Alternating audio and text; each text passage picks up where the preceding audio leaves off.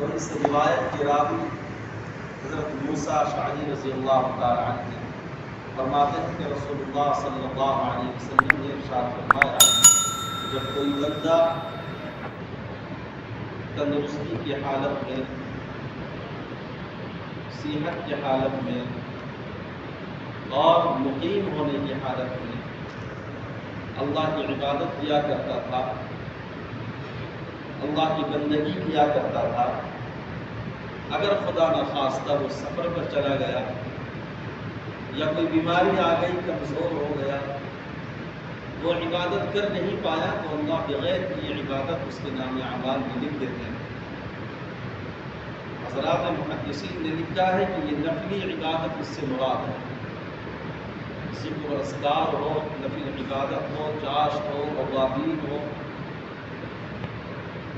اس طرح کے مسافر، اگر کوئی مسافر بن جاتا ہے، قصر کرتا ہے فرض نمازوں کو، 4 رکعت والی نماز 2 رکعت اس نے پڑھنی ہے،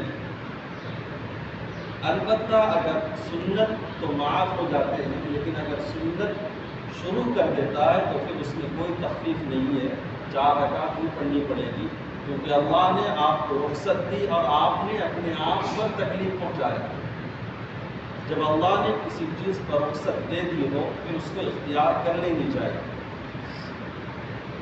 اس دوران اگر چاشت کا معمول تھا، وہ ہر وقت اوابین پڑھتا تھا، وہ ہر وقت اشراق پڑھتا تھا، اگر خدا نخواستہ سفر کی وجہ سے وہ پڑھ نہیں پایا تو اللہ رب العزت، اللہ کے نبی حضرت محمد مصطفیٰ صلی اللہ علیہ وسلم ارشاد فرماتے ہیں، بغیر پڑے ہوئے ان دنوں میں اللہ اس کے نام اعمال میں پڑے ہوئے کا ثواب عطا فرمائیں گے۔ کیوں؟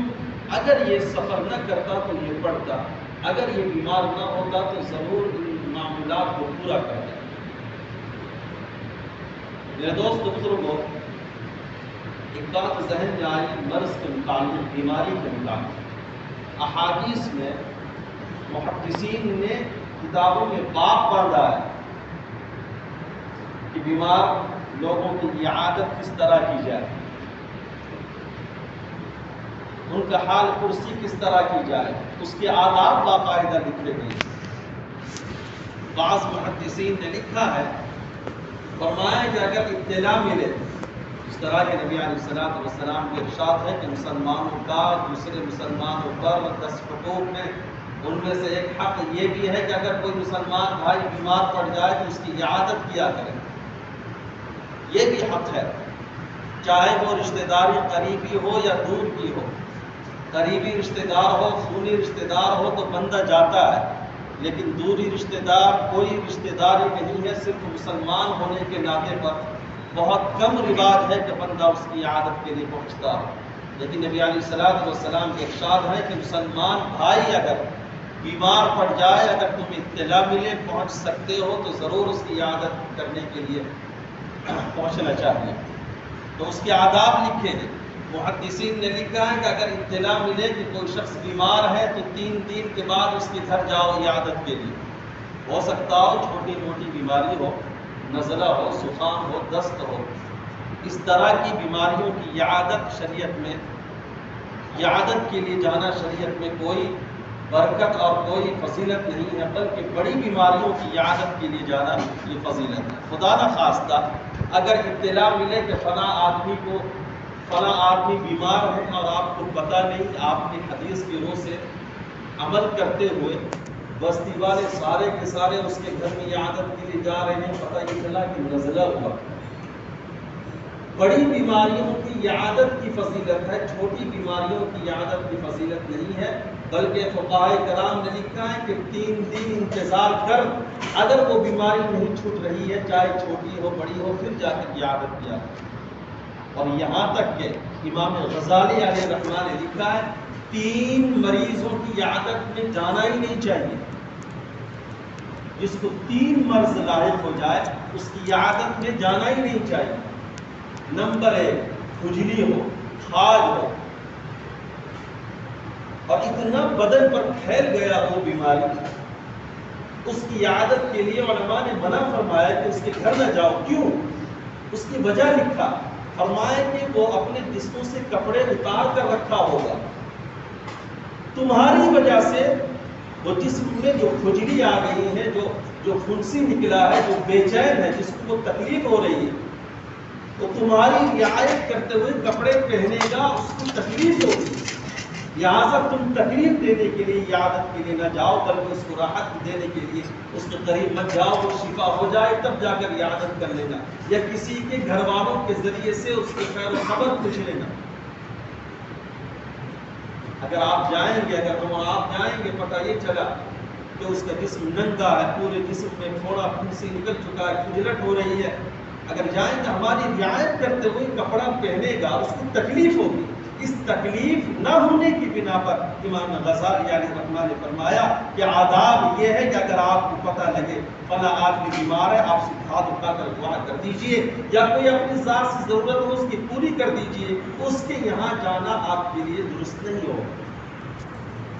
اسی طرح آنکھ کی تکلیف، اگر آدمی بیمار ہے، اس کی آنکھ میں بہت زیادہ تکلیف ہے، ڈاکٹروں نے کہا کہ آرام کرنے کے لیے، لیکن بندے حدیث کی رو پر عمل کرتے ہوئے جا رہے ہیں، اس کی عیادت کے لیے جا رہے ہیں، بار بار جب ڈاکٹر نے کہا کہ آنکھ بند کر کے آپ کو آرام کرنی ہے، بندہ جب جا رہا ہے عیادت کے لیے تو بار بار اٹھنا پڑ رہا ہے، آنکھ کھولنا پڑ رہا ہے، اس سے گفتگو کرنی پڑ رہی ہے، کہ بجائے عیادت کے اس کو تکلیف دینا ہے، اس کو نقصان پہنچانا ہے۔ امام غزالی نے فرمایا آنکھ کی بیماری کی اطلاع ملے تو آپ ہرگز نہ جاؤ اس کی عیادت کے لیے، دوسرے سے، اس کے گھر والوں سے آپ اس کی عیادت کو، اس کے حالات پرسی کر لینی چاہیے، باضابطہ اس حدیث کی روح سے آپ اس کے قریب نہ جاؤ۔ ہاں البتہ قریبی رشتہ دار ہے، خونی رشتہ دار ہے، یہ بات الگ ہے، میں وہ بات کہنا چاہتا ہوں جو عمومی طور پر ہر مسلمان پر عیادت جس پر فرض ہے، اس کے لیے ضروری ہے کہ انجان آدمی کے گھر آپ کو اگر اطلاع ملے، آپ کو شدید تکلیف ہے، ڈاکٹروں نے کہا ہے آرام کرنے کے لیے آپ اس کے گھر بار بار نہ جائیں، عیادت کے لیے نہ جائیں۔ اسی طرح تیسرا وہ بیمار جس کی زبان پر کوئی تکلیف ہو، ڈاکٹروں نے کہا ہو کہ بات نہ کر، یا کوئی اندرونی تکلیف ایسی زبان میں ہو جائے کہ گفتگو کرنا اس کے لیے دشوار ہو، ایسے شخص، ایسے مریض کی عادت کے لیے بھی بندے کو جانے سے پرہیز کرنی چاہیے، کیونکہ آپ جائیں گے تو آپ کا لحاظ کرتے ہوئے بات کرے گا، اور جب وہ بات کرے گا بجائے آرام کے اس کی تکلیف ہوگی۔ تکلیف کی رعایت کی گئی ہے، لیکن آپ اندازہ لگائیے آج کے معاشرے میں جو حال ہے ہمارا، مریض کی عادت کے لیے ہم تو اور مرض بڑھانے کے لیے جاتے ہیں، یہاں تک کہ آداب علماء نے لکھا ہے کہ جب جاؤ تسلی دو، یہ نہ کہو کہ اس مرض میں فلاں آدمی مر گیا، یہی مرض میں فلاں آدمی مر گیا تھا، میرا جاننے والا مر گیا تھا، میرا جاننے والا کو اتنا خطرہ تو اس کو آپ کو اٹھانا پڑا، یوں نقصان اٹھانا پڑا، در بھٹکنا پڑا، ڈاکٹروں کے چکر لگانا پڑا، اور ہمارے کہا کم وقت نہ آتا تو بہتر ہوتا عیادت کے لیے، تو نے تو اور بھی مرض بڑھا دیا۔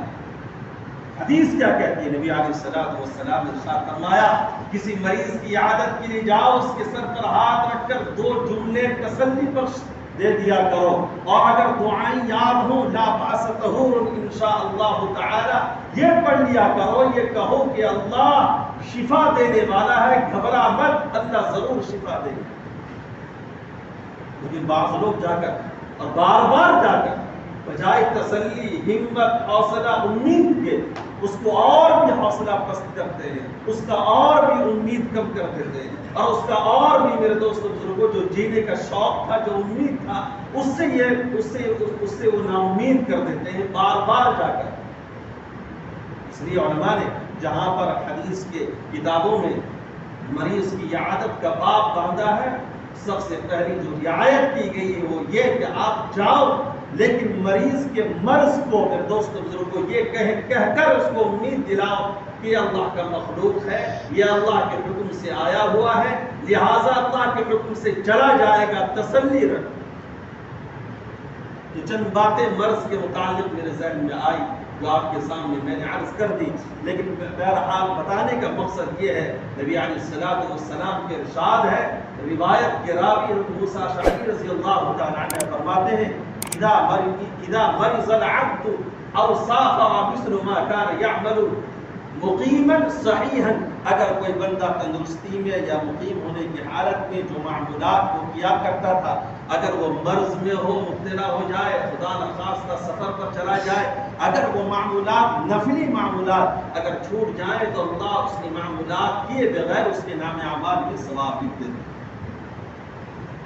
میرے دوست بزرگوں، اس سے یہ پتہ چلتا ہے دین نام شوق پورا کرنے کا نہیں ہے، دین نام عادت کو پورا کرنے کا نام نہیں ہے، دین نام ہے اللہ اس کے رسول کی اتباع کا، دین اصل نام ہے اللہ اس کے رسول کی اتباع کا۔ میرے دوست بزرگوں، ذوالحجہ کا مہینہ چل رہا ہے، اس سے پہلے بھی آپ کو سنا ہوگا کہ حج کے موقع پر اللہ اکبر، اللہ نے جو تربیت حاجیوں کی کیا کرتے ہیں اس سے اندازہ لگائیے، پتہ یہ چلتا ہے نمازوں میں وہ مقصود نہیں ہے، خانہ کعبہ میں وہ مقصود نہیں رکھا، لیکن مقصود اگر رکھا ہے اللہ کی وہ حکم میں رکھا ہے۔ 1,00,000 رکعت کا ثواب اللہ رب العزت ارشاد فرمائے کہ نہیں جا نہیں پڑھنا عرفات، چلو 5 نمازیں وہاں ادا کرو۔ حکم یہ ہوا کہ حکم مقصود ہے، خانہ کعبہ مقصود نہیں ہے۔ اے رب تیری حکم جب آ جائے سر خم تسلیم کرنے کے لیے میں تیار ہوں۔ اس لیے میرے دوست بزرگوں، مسیح الامت حضرت مولانا مسیح اللہ خان صاحب نور اللہ مرقدہ نے اپنی کتاب میں ایک واقعہ اور مثال دے کر سمجھایا، فرماتے ہیں کہ لوگوں شوق پورا کرنے کا نام دین نہیں ہے، بلکہ اللہ اس کے رسول کے حکم کے مطابق زندگی گزارنے کا نام دین ہے۔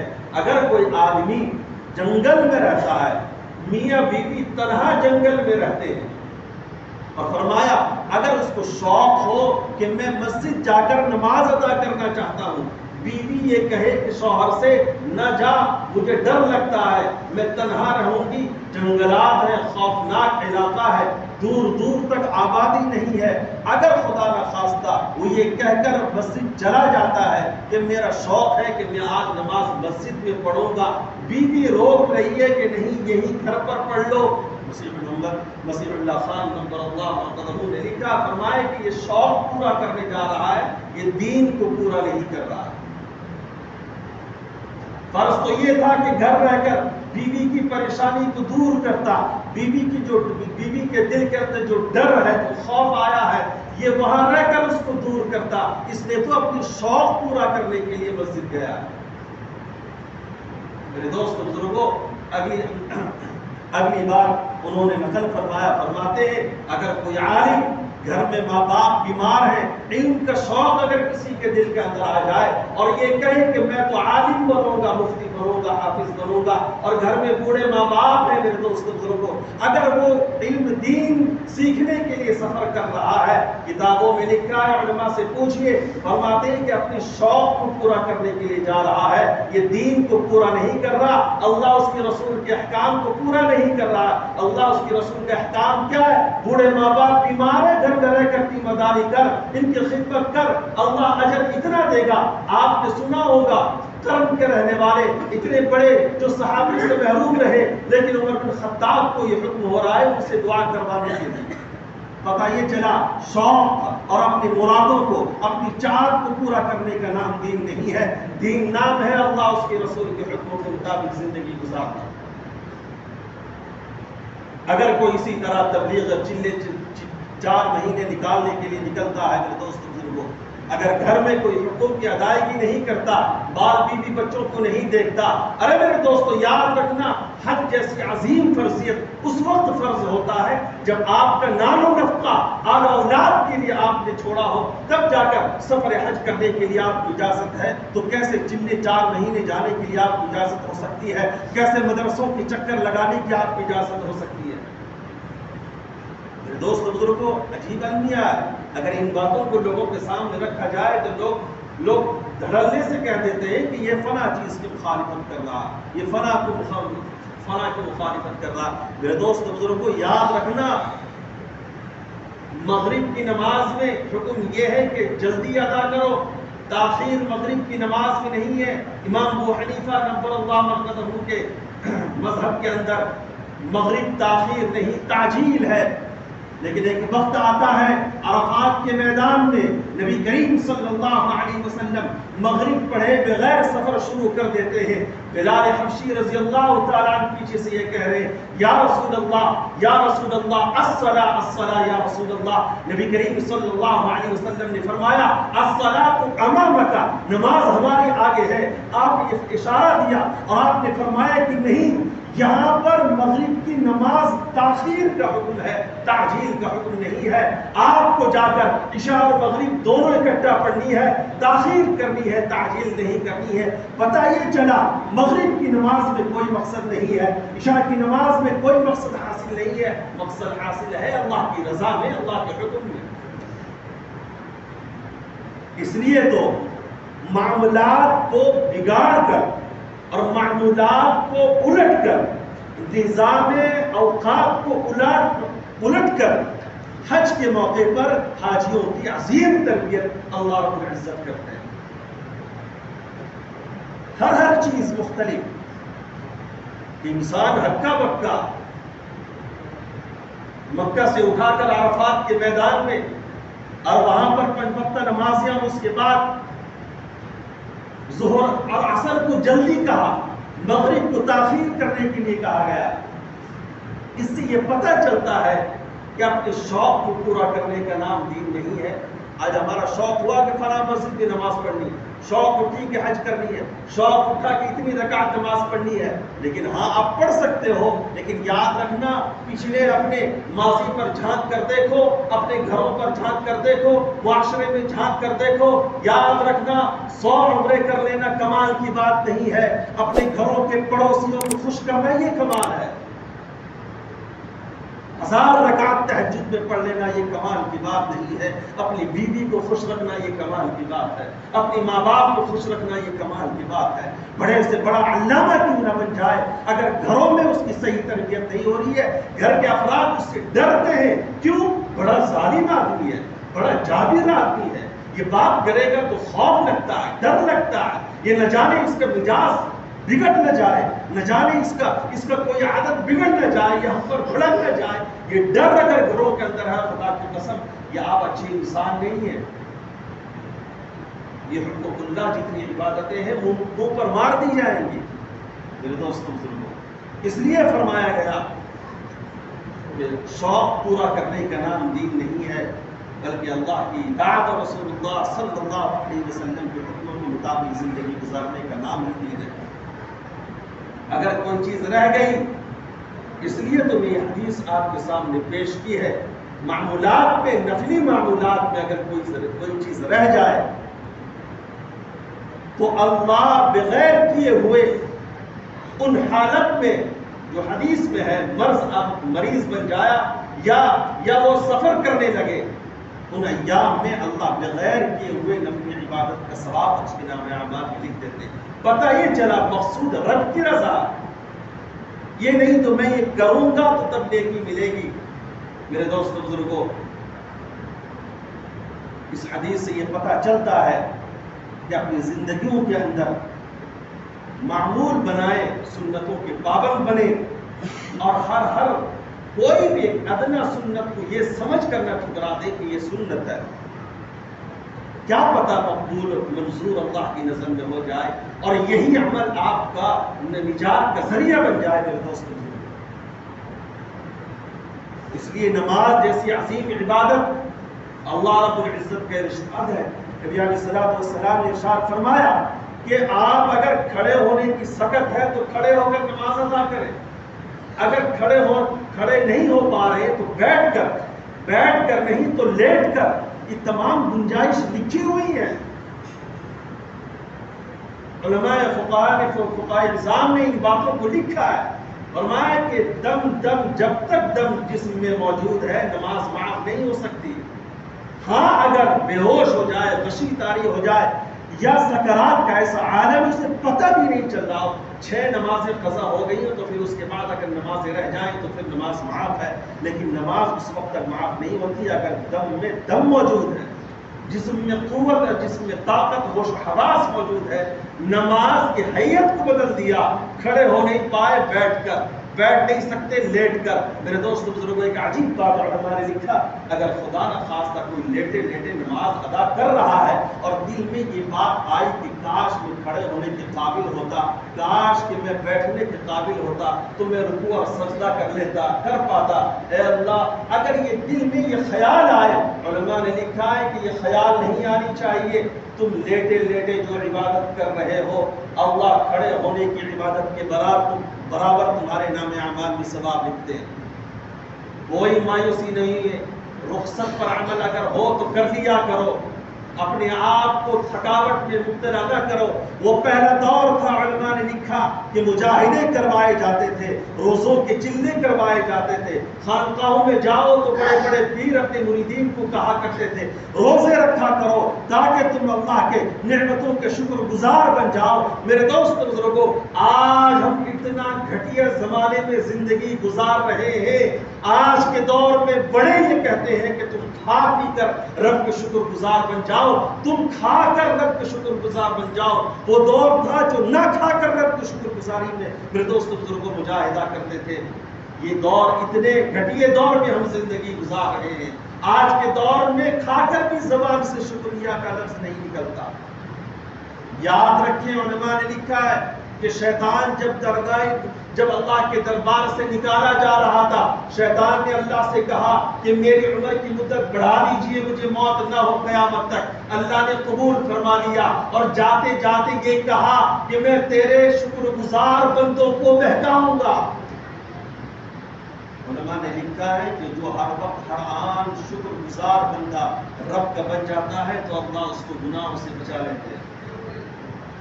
شیطان کے وار سے بچنے کا ایک آلہ وہ شکر ہے, ایک آلہ وہ شکر ہے.